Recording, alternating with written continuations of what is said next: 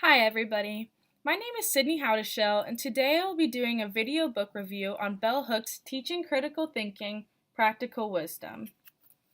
This is the final book in Bell Hooks' teaching trilogy, with the first two books being Teaching to Transgress, Education as the Practice of Freedom, and Teaching Community, A Pedagogy of Hope.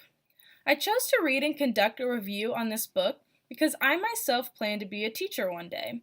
As I'm currently enrolled in a critical thinking class, I was interested in Bell Hooks' perspective on critical thinking and how she believes we as teachers can implement it in our classrooms. Before delving into the summary, I want to first analyze the structure of the book for a moment. In Bell Hooks' introduction, she addresses that this book is different than the first two books of the trilogy, in which this one is composed of personal commentaries rather than essays. With that being said, the book is divided into 32 short chapters called teachings that discuss complex issues that students and teachers have proposed to Bell Hooks. Without further ado, I will enlighten you on what the book was actually about. Bell Hooks starts off with a generalized perspective on integrating critical thinking within the classroom. She assures the reader that critical thinking is an empowering thing that allows teachers and students to interact alike in an engaged pedagogy. However, Bell Hooks' stance on teaching critical thinking quickly radicalizes as she uses her personal experiences to address the intense issues of racism, sexism, classism within the classroom. Bell Hooks acknowledges these issues as dominator culture and repeatedly references white supremacist patriarchal politics. Her viewpoint and purpose thus shift tremendously from simply integrating critical thinking into the classroom to integrating critical thinking into the classroom in order to rise above dominator culture and suppress the academic tensions created by students and teachers that pose racist or sexist beliefs. I enjoyed this book tremendously for a variety of reasons. First of all, I love the layout of the book. As I mentioned earlier, this book contains 32 short chapters with an overall short book of 188 pages. And I don't know if it's a personal thing, but having chapters that are only 5-6 pages long really makes it a quick read for me. In fact, I finished this book in 3 days. Whether I finished this book so fast because of its length or because of its content, now that's hard to say. Which leads me to the second aspect I loved about the book, the content. Though Teaching Critical Thinking is a nonfiction book, Bell Hooks' compelling and tragic anecdotes really hook the reader in. Each chapter, or teaching, uses Bell Hooks' personal experiences of being a Black woman growing up in a time of the civil rights and feminist movements to reach out to the readers and highlight the inequalities and oppressions seen within the classrooms. By witnessing the pain of a primary source, the reader feels drawn to read on about these issues to not only find out more about Bell Hooks, but to find out how to implement solutions to these problems. Bell Hooks' effective writing skills successfully opened my eyes to a number of issues I've been blind to due to being a white middle-class woman.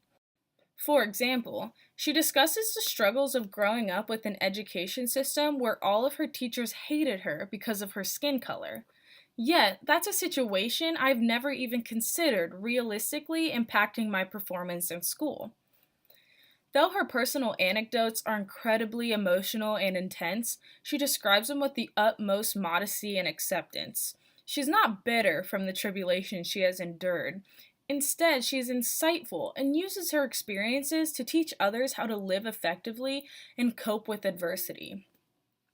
Her honest and respectful narratives truly made me realize the imbalance of justice within the education system and encourages me to use my platform as a prospective social studies teacher to enlighten others about the social injustices that have happened in the past and still happen to affect the world around us today. Hence, I really enjoyed the content of her teachings and appreciate her honesty in search of the solution. The last aspect of her book that deserves recognition is the use of credibility throughout. Alone, Bell Hooks exists as the most credible source there is.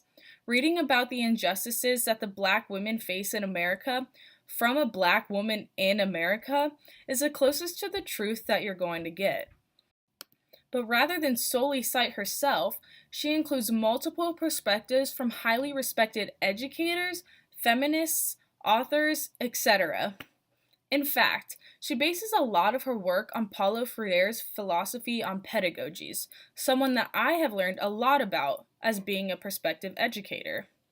Hence, by tying in varying viewpoints, I'm more drawn in as the reader to comparatively analyze how these controversial aspects affect education.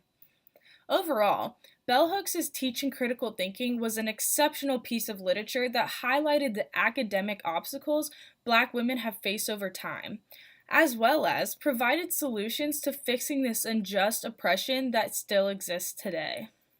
Though I thoroughly enjoyed the book, unfortunately there are a couple of aspects of the book that I didn't necessarily like. First of all, the title almost came off as false advertising to me. Going into it, I thought I was going to be learning the fundamental principles of critical thinking, but on the contrary, the book revolved around the social justice controversies that take place within the education system. And now I'm not saying that that's a bad thing to write about, because as I've acknowledged, I love the content. I'm just suggesting that the title did not accurately depict the content of the book.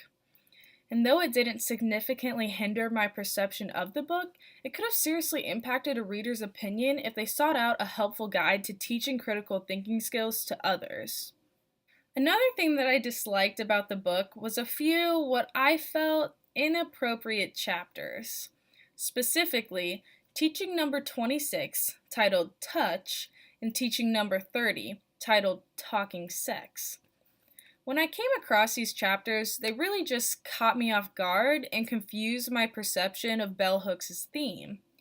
The entire book discusses race and gender in the classroom and how to overcome oppression, and then, out of nowhere, chapter 26 and chapter 30 inform the reader that students and teachers feeling erotic and sexual in the classroom is perfectly okay and is possibly the desired effect of a passionate teacher and lesson. I feel as if this didn't just affect my conception of the theme, but others' opinions as well. In my eyes, the abruptness and intensity of these messages completely interrupt a smooth transition of Bell Hooks' ideas. Ultimately, I think these ideas were just too radical for the moral of the book and thus hindered the reader's ability to fully grasp her conceptual philosophy expressed within these chapters. Nonetheless, as I bring up this critique, I want to acknowledge that I am aware that I could have just completely misinterpreted her point, but the fact that I genuinely couldn't relate it to critical thinking or even oppression in the classroom poses a problem worth mentioning. Despite a few minor flaws in the book, I overall highly recommend this book to others. Specifically, I encourage teachers, prospective teachers, and even students to read this book. Creating a safe and friendly learning environment is extremely important in facilitating critical thinking and success within the classroom.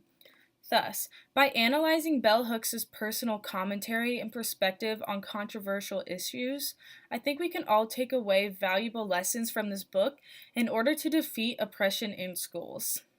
Thank you for watching.